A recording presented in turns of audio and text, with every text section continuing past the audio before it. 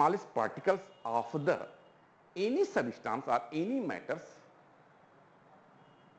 जो एक एलिमेंट्स का रूप होता है उसे हम एटम्स कहते हैं। एटम्स के संबंध में यह भी कहा जाता है कि एटम्स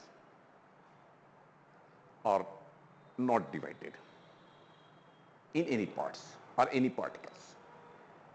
एटम्स जो है हमारा वह छोटा से छोटा रूप, यानी जिसको कहते हैं हम लोग एटम, उसके संबंध में हम विचार करें। अब आप सोचो कि इसमें हम यह ले सकते हैं मेटल्स। तो मेटल्स जिसे आज हमें जानना है, तो हमें मेटल्स को, सबसे बड़ी बात है कि मेटल्स को हम फिजिकल प्रॉपर्टीज के आधार पर इसे ज्ञान लें। फिजिकल प्रॉपर्टीज कह सकते हैं कि फिजिकल बेसिस यानी physical properties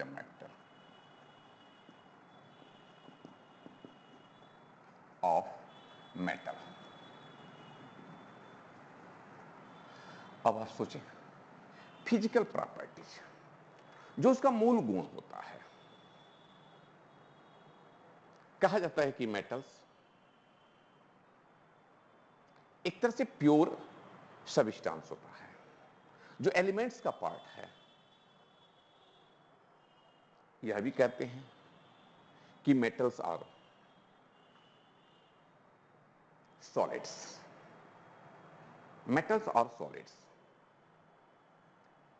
metals are hards. इसका तात्पर्य क्या है?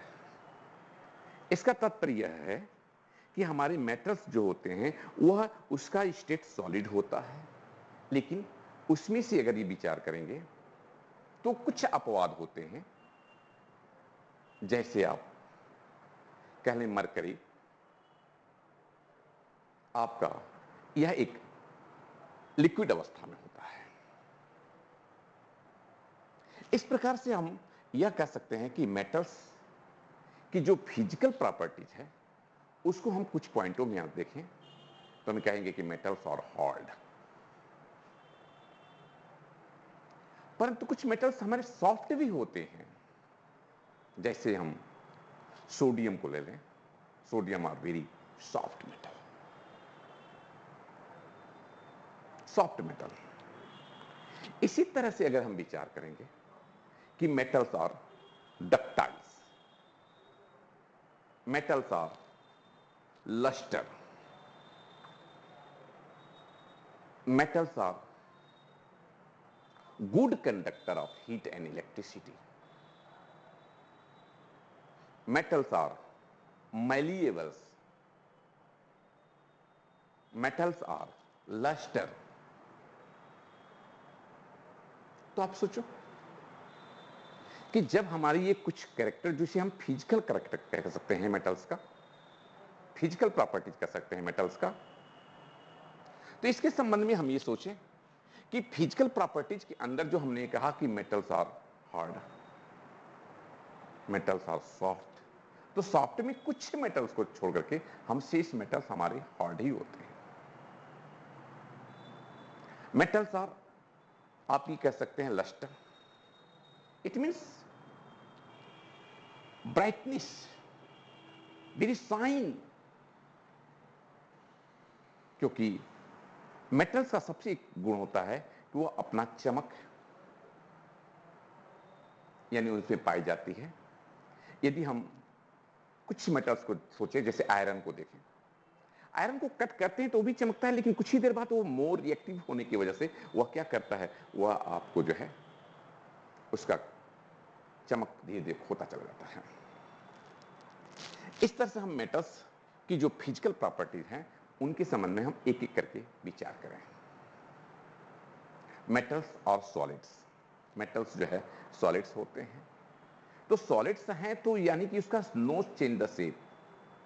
नोज से सपोज दैट एक लोहे की कील को ले लो, लोहे का कील जो एक आयरन का बना हुआ है, उसका शेप साइज वो नहीं बदल सकता। तो इस तरह से हम कह सकते हैं कि मेटल्स का आकार वह जो है निश्चित होता है। हार्डनेस की प्रक्रिया से कहें कि no change the shape and size of the metals by external force applied on the metals. चाहे वो हम सिल्वर को लें, गोल्ड को लें, कॉपर को लें, आयरन को लें, ये सभी के सभी जो हमारे दैनिक जीवन में हम लोग देखते हैं वह एक मेटल्स का हार्डनेस का रूप जो है आपको प्रकट करता है। इस तरह से हम ये कह सकते हैं कि metals are ductiles. It means metals convert into wire. Wire metals को हम एक वायर के रूप में एक पतला से पतला यानी वेरी थीन फॉर्म में बन सकते हैं। जैसा कि कुछ कहते हैं हम लोग कि जैसे 1 ग्राम सोने को, यदि 1 ग्राम सोने को हम यदि चाहें तो उसे 2 किलोमीटर लंबा वायर के रूप में उसे चेंज कर सकते हैं, 2 किलोमीटर लंबा वायर के रूप में प्रकट कर सकते हैं। इस प्रकार से हम ये विचार कर सकते हैं कि मेटल्स एक वायर के रूप में कन्वर्ट हो सकता है। Metals are good conductor of heat and electricity, जैसा कि अभी कहा जाता है। तो ये good conductor of heat and electricity, इसका मतलब क्या हुआ? यानी current flow in electric wire. तो इलेक्ट्रिक वायर भी फॉर एग्जांपल के रूप में अगर देखें तो आप ये कह सकते हैं कि copper wire, aluminium wire, silver wire, ये सभी के सभी जो हैं एक तरह से यह इसके एग्जाम्पल हो सकते हैं। दूसरी चीजों में यह भी कहा जाता है कि metals are form the alloys. ये फिजिकल प्रॉपर्टी में ये भी प्रकट कर सकते हैं अपने विचार को, यानी हमारे मिक्सचर मेटल को रूप में बना करके हम इसे क्या कर सकते हैं कि 2 or more मेटल्स मिल करके जो है एक अच्छे इलाज का फॉर्म करता है। अगर हम इस पर विचार करें, ब्रास को ले सकते हैं, ब्रास को इसका एग्जांपल दे सकते हैं, जो एक तरह से दूसरे शब्दों में पीतल कहा जाता है। यह भी एक तरह से इसका जो है वह करेक्टर माना जाता है। आप सोचिए कि ये जो करेक्टर मेटल्स आर सोनारस, यानी प्रोड्यूस द साउंड। मेटल्स जो है एक साउंड प्रोड्यूस करता है। इसका मतलब क्या हुआ कि साउंड यानी कि टू मेटल्स अगर एक दूसरे पर जो है अगर उनकी बीटिंग किया जाए तो हम देखते हैं कि उसमें से एक साउंड प्रोड्यूस होती है। इस प्रकार से आप ये कह सकते हो कि metals and some physical properties ठीक opposite properties have in non metals. कहा जाता है कि मेटल्स अगर हार्ड होता है, सॉलिड्स होता है, तो non metal, solid, liquid, gas तीनों स्टेट उनके पाए जाते हैं। अब मन में आएगा कि जो नॉन मेटल्स हैं उनमें सॉलिड, लिक्विड, गैस ये तीनों का एग्जांपल क्या मिल सकता है क्या? तो आप सोच सकते हैं सल्फर को ले लें। सल्फर जो कि ये नॉन मेटल है, यह सॉलिड्स होता है, सॉलिड्स होता है।